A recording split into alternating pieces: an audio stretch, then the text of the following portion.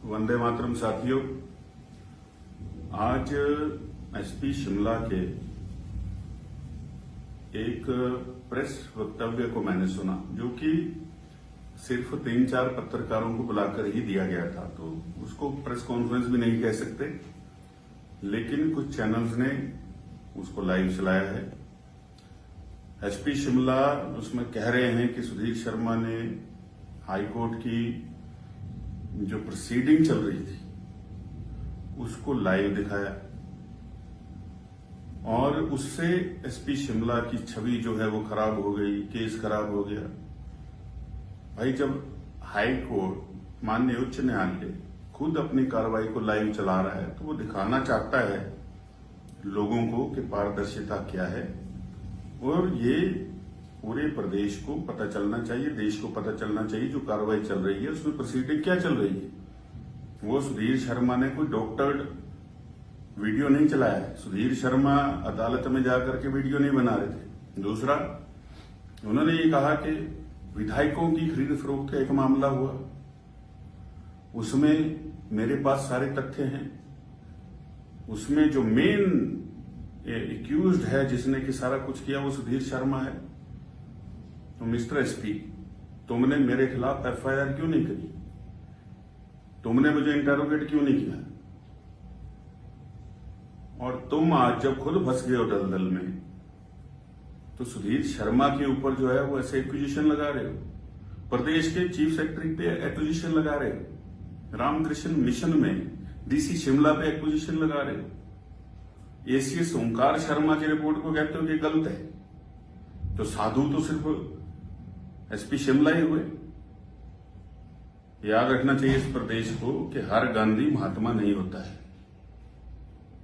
और आप कैसे कैसे कब कब कहां एसपी रहे हैं। सीबीआई को यह भी जांच करनी होगी किन लोगों ने इनके नाम जो है, इनका नाम जो है उसको उसकी सिफारिश करी कि इनको एसपी लगाया जाए।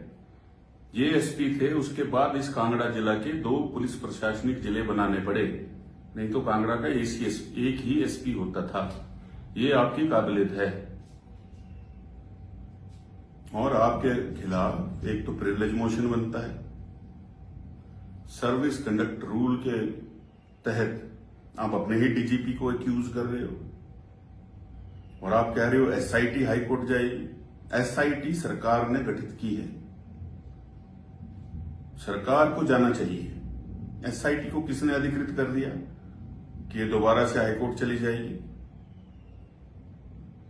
किसने ये ताकतें जो हैं वो एसपी शिमला को दे रखी हैं? और पंकज कुमार को, एएसआई को अब आपने सस्पेंड कर दिया, फिर छुट्टी भेज दिया। पंकज कुमार को लगाया किसने था?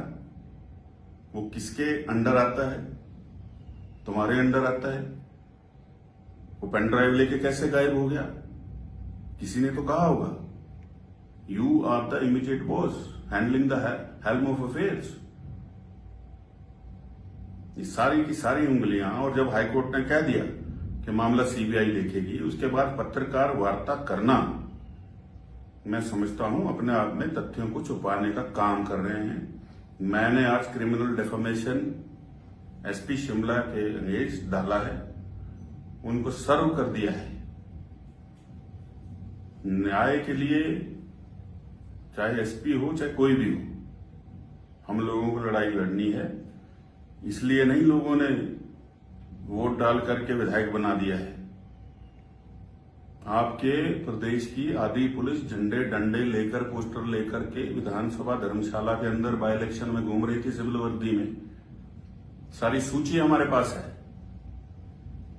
ये आप लोगों का किरदार है, ये आप लोगों की जो है वो पर्दापोशी हर चीज के अंदर है, और धिक्कार है आपकी आत्मा पर कि जो ईश्वर ने इतने पद पर पहुंचा दिया, और उसके बाद कहते हो कि मेन मास्टरमाइंड सुधीर शर्मा था राज्यसभा चुनाव में।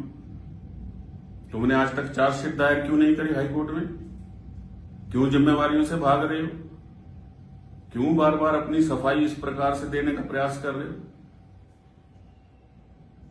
जो आपने आज पत्रकार वार्ता की है उससे स्पष्ट लगता है कि चीफ सेक्रेटरी से भी ऊपर के किसी व्यक्ति का आपके सिर पर हाथ है। जो आप अपनी पत्रकार वार्ता में डीजीपी को नहीं मान रहे हो, चीफ सेक्रेटरी को नहीं मान रहे हो, तत्कालीन डीसी शिमला को नहीं मान रहे हो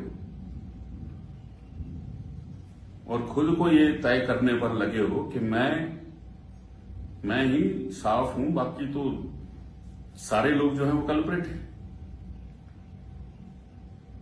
तो इसलिए आपके कंडक्ट को जहां जहां जिन जिलों में आप या जहां डीएसपी रहे, एसपी रहे हैं, वहां पर भी सीबीआई को ये जूनियर अधिकारियों से पूछना चाहिए कि इनका कंडक्ट क्या रहा है।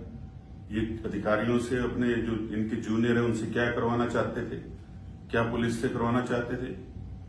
एएसआई पंकज कुमार को मेरा निवेदन है आज की इस वार्ता के अंदर कि मिनिस्ट्री ऑफ होम अफेयर्स उनको सुरक्षा दे, कहीं ऐसा ना हो कि विमल नेकी की तरह उनकी भी किसी दिन कहीं लाश मिले और ऐसे ऐसे लोग उसको जो है फिर वो लीपापोती करने में लग जाए। और शर्म की बात है कि इस प्रदेश के अंदर आज ऐसे हालात बने हैं कि जहां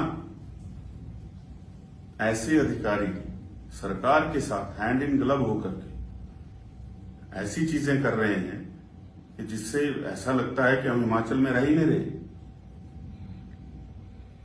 इन चीजों के ऊपर न्याय होना चाहिए। माननीय उच्च न्यायालय को देखना चाहिए कि क्यों जब निर्णय आ गया तो उसके बाद 3-4 मीडिया के लोग जो वहां गए हैं उन मीडिया हाउसेस का भी संज्ञान लेना चाहिए। पत्रकार वार्ता खुले में होती है, ऐसे छुप छुप करके जो है वो पत्रकार वार्ता नहीं की जाती।